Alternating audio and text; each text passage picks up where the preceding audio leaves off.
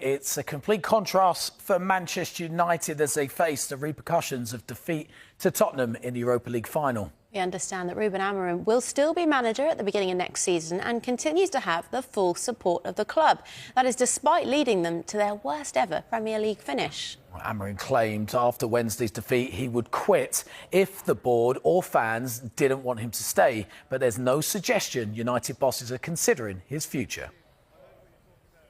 So that means Amorim will be heavily involved in the club's rebuild this summer. It's reported he'll have around £100 million in the transfer market. However, that defeat in Bilbao and missing out on Champions League football means United potentially missed out on up to another £100 million in extra revenue for the club. Now, with that, who could arrive at Old Trafford this summer? Now, earlier this week, we told you Wolves forward Matheus Cunha is expected to make the move, with United expected to pay his £62.5 million release clause. Ipswich's Liam Delap is also a target. Now, we understand he would be happy to make the move, but has been linked to Newcastle and Chelsea. So would the lure of Champions League football affect the decision? Well, if United want to make big changes to the squad, it's likely that the transfer funds will need to be topped up by sales. Saudi Pro League side Al Hilal wants to sign United captain Bruno Fernandes. Ruben Amorim said himself he's not for sale. However, Fernandes admitted if he would leave, it would be if the club wanted to sell him. Now, one player who has an uncertain future is Alejandro Garnacho. Now, he said, we'll see what happens next after being a substitute in the Europa League final. Chelsea and Napoli were linked with the winger in January. Kobbie Mainoo has also been linked with a move. He's got 2 years left on his contract and is in talks over a new deal, but speculation remains. Now, with United making moves to sign attacking players, what does the future hold for these two, Rasmus Højlund and Joshua Zirkzee? Well, they've both struggled for goals, and there are reports claiming clubs in Italy are interested. But the most likely players to be sold, though, are those out on loan right now. Now, Barcelona sporting director Deco says they like Marcus Rashford. Rashford will make a decision on his future at the end of the season, but wants to play Champions League football. And what about these two? Come up here. Now, Chelsea have an obligation to sign Jadon Sancho, but could pay £5 million for him to return to Manchester United instead, while Antony has been in great form since joining Real Betis on loan. Christian Eriksen and Victor Lindelof, meanwhile, are expected to leave when their contracts expire next month. So a lot to consider for Sir Jim Ratcliffe as he oversees football operations at the club. And there was more bad news for United's finances yesterday. Now, the share price on the New York Stock Exchange dropped significantly on Thursday. The price dropped by 8.6% in the space of just 24 hours, making it one of yesterday's biggest fallers. What I don't buy is this idea that the whole squad is somehow unsuited, that it needs a radical clear out. Yes, they do need to do some trading. They need to move on some players, some of the higher earners, some of the older players. But if you look at players who United have let go in the last couple of years, guys like Scott McTominay, who's now thriving at Napoli, Aaron Wan-Bissaka at West Ham, Antony, who's had such a good season at Betis, and Rashford, actually, at Aston Villa. The problem is not the players. The problem is the culture that they're steeped in. Something in that club is making them underperform, and that has to be cultural, and cultures take years to change. If we're being realistic about it, it's not like they're going to change the full starting 11. There's absolutely not the funds to do that for a start. I think there's quite a few players that either need to up their game or they need to be changed. They need some competition. Would Rasmus Højlund benefit from having someone like Liam Delap coming in and forcing him to fight for his place? I wouldn't expect there to be wholesale changes, but a lot of that will depend on how successful they are in managing to get players out.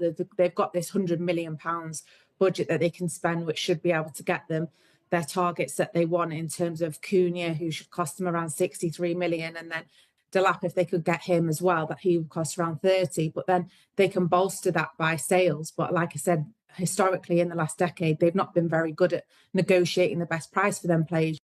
Right then, Ruben Amorim. I don't know what he was concentrating on, but it wasn't much. He, of course, has got a horrendous record since taking over from Ten Hag. And now Mark Ogden's with us, Ian Dark as well. Mark, we're not even in a situation of ifs and buts and maybes. What if they deliver a trophy at the end of the season? This is it. this is the worst season in living memory for Manchester United. And it's very difficult, isn't it, to see where they go from here that's going to be positive, certainly in the short term. Well, the plan is to stick with Ruben Amorim. I almost said Ten Hag then.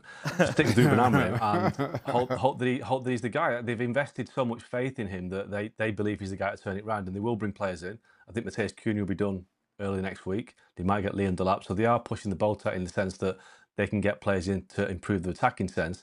They need midfielders. They probably need a new goalkeeper, but Amorim is their guy. But what would alarm me if I was Man United was his quotes after the game last night when he said that I'm not quitting, but if they want to get rid of me, I will go without compensation, which is like, that's almost like an invitation to say, wow, just let me go.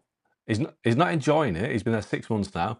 I mean, I've been told all sorts of stories that he was prepared to go in January, but he decided he was talked out of it, and the club had to reassure him that he was their guy, that he would be backed. The club are desperate for him to work because they put so much, like I said, put so much faith into him. Now, I refer back to an interview that Jim Ratcliffe gave a year ago. He'd just taken over. He'd just been given the keys to the club, so to speak, from the Glazers. And he was making the point that when they appoint a manager next, it would be a guy with a philosophy that would be Man United's philosophy going forward. They would stick to that. They would have a way of playing. They wouldn't keep chopping and changing. Now, if that's the case, that means that they deliberately went out to hire a guy that played three at the back, had a squad of players that weren't suited to his system, but because somebody at the club thought three at the back was the way to go, they hired Ruben Amorim. That's the only way that Radcliffe's comments make sense. But I just don't believe it. I don't believe that they sat there thinking, right, what we're going to do? How are we going to get Man United back to being great again? Let's go for a guy who plays three at the back and is so rigid with his formation and his approach that the players who play it won't be able to play it. So they're in a situation they have to either bring in players that will suit his system and hope that it works next season, or bring in players that suit his system and it doesn't work next season, and they're stuck with a load of players that don't work for the next guy, which has happened, 5-6 times now. So they're in a real hole. They really, really need it to work out. But the first 10 games of next season, Ruben Amorim's under massive pressure to prove that he's the guy. And it's not going to be easy because there are a lot of players they've got there that aren't good enough. They'll still be there. If he's willing to walk away, why won't they let him do so, Mark? Is it just all about saving face? Because he hasn't made anyone better. This team's got worse since he's taken over. No. I think there's an element of ego involved as well. They don't look like the guys who got it wrong twice in 12 months. They got it wrong with Ten Hag. And, you know, if Amorim goes after 6 months, they've got it wrong again. You know, spectacularly so, because he was meant to be one of Europe's rising coaches. But after 6 months, they've been abject. You know, you're right, this is the worst season they've had since 1974 when they were relegated. So he is the worst manager since then. So I just think they're desperate for it to turn around, and maybe that's blind faith. But they haven't really got a plan because, you know, if they want a guy that's going to play the way that Amorim plays, there aren't many out there. Now, there are obvious solutions. You look around, you know, I'd imagine Oliver Glasner's high on the list, but I don't even think they're looking down. From what I've been told, they are absolutely 100% behind Ruben Amorim, and the only way it'll change is if Ruben Amorim decides that he can't handle it or he's not good enough. But I do worry, you know. I look at the way they play, and I look at they have two midfielders against three most weeks in the Premier League. They get overrun. They've got no legs in midfield. They played Casemiro last night when he simply can't run anymore. So they've got no athleticism in the middle of the pitch, but his system demands that ability to get from box to box. So it's really hard to see how it works without players coming in, but they haven't got a lot of money to do that because they missed out on the Champions League by losing to Tottenham in the Europa League final. It's incredible, isn't it, how the mighty have fallen, Ian? It is, and I mean, I'm just listening to Mark. He's obviously got the inside track in Manchester. I mean, major surgeries needed at Manchester United, but have they got the money to do that without having to sell? Well, they're probably going to have to sell Garnacho, aren't they? Because that would be all profit in the market. To do all the things that Mark has just itemized, they need to do. I mean, and there's so much wrong. I watched that game last night, and I couldn't believe the lack of spark and fire, considering how high the stakes were for Manchester United. They looked flat. Okay, Bruno Fernandes had one of his off nights. He's usually a bit of an inspiration, but they've got wing backs who don't really make any kind of impression, especially Dorgu on the left. He never really has any impact. That slowness in the middle of midfield. They've got a centre forward that's never fired since he's got there. You know, there's so much wrong. The goalkeeper's not really good enough either. So it's a huge, huge job. I mean, Amorim has got the excuse, I suppose, of saying he never wanted to take the job halfway through the season. He wanted to come in the summer and start again next season. But, you know, that wears thin now. You'd have thought a coach with his pedigree would have had more impact than he's had so far. And really, I mean, I suppose realistically, if he gets to November and there's still no sign of an improvement, he will be gone, I think. You mentioned Garnacho and his future. He wasn't happy about not starting the game, and he wasn't hiding in his post-match press conference. I've played all the rounds until the final. I've helped the team, and to play only 20 minutes today, I don't know. I'm going to try to enjoy the summer and see what happens next season. He, of course, has been a letdown as well, Mark. And there can't be that great a market for him from people who surely have watched him over the last 18 months.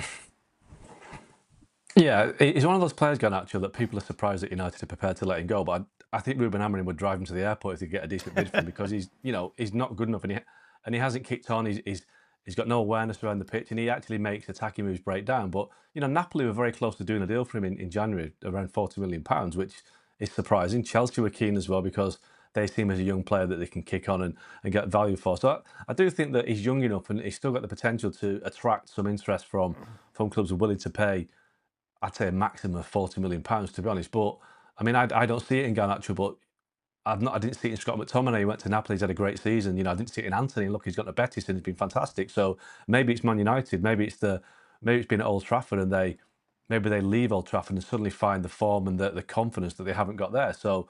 But yeah, I mean, I think Garnacho, Kobbie Mainoo, another one that might go because, again, he's a homegrown player, pure profit, as they say in PSR, and a guy that doesn't really fit into Amorim's system because, again, he's not quick enough. So they have got players that can move on, but then there's also the big question marks over the players that they want to move on, but who will take them? Marcus Rashford, Jadon Sancho might be coming back. Anthony's done well, but who can afford him? So, I mean, the problems are endless. I mean, I could be naming another 10 players that you might not be able to get rid of. So, but yeah, they're the big ones they need to move on because they're just draining the wage bill and it's not helping anybody with them being there. Well, lovely pre-season with those returning. Mark, what's interesting is Bruno Fernandes's future. Of course, for some reason you put him in the Premier League team of the season. That was obviously an error from your part. However, talking about what he's going to do, if the club think it's time to part ways because they want to do some cashing in or whatever it is, football sometimes is like this. He knows what sort of stir this would cause, Mark.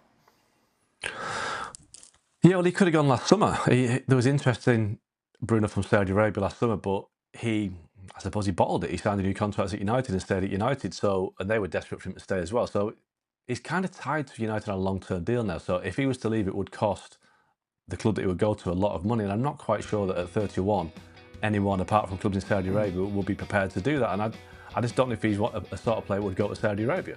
But if United were offered a big fee for Bruno Fernandes, then you'd have to consider it because as good as a player as he is, and he has dragged them to results this season, certainly in the Europa League, no one player makes a team. If you can get a big fee and bring in 2 or 3 players to replace him, then they'll have to do it. But the concern would be the people that are choosing the players to replace him. Do you trust the Man United recruitment team to bring players in? Because let's be honest, they haven't got the best of records over the last 10 years, 10, 12 years. So that would be the worry, that they let Bruno go and replace him with 3 or 4 more rubbish players. How risky would that be?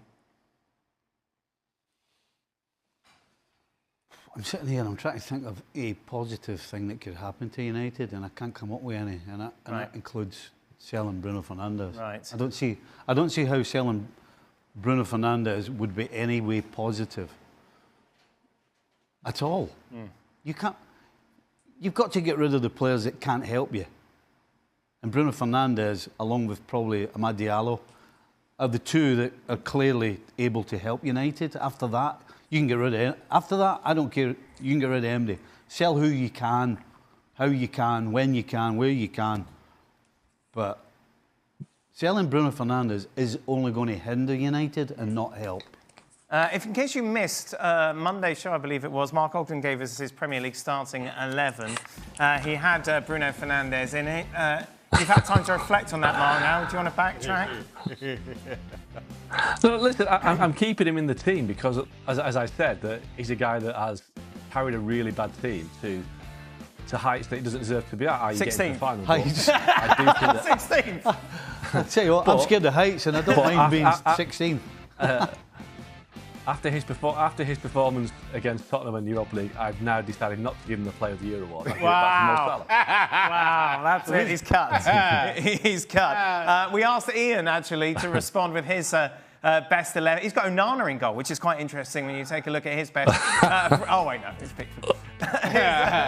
Starting 11. No room for Bruno Fernandes for you, Ian.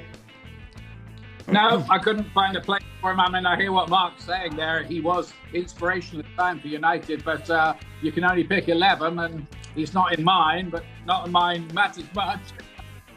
Those glasses throw me every time, Ian. I always think, well, yeah. I might rehire those, I think. I think so. I'll go for that look again. I think so. We were discussing yesterday, Morgan Rogers probably deserves a place, though, Ian, doesn't he, over Tielemans?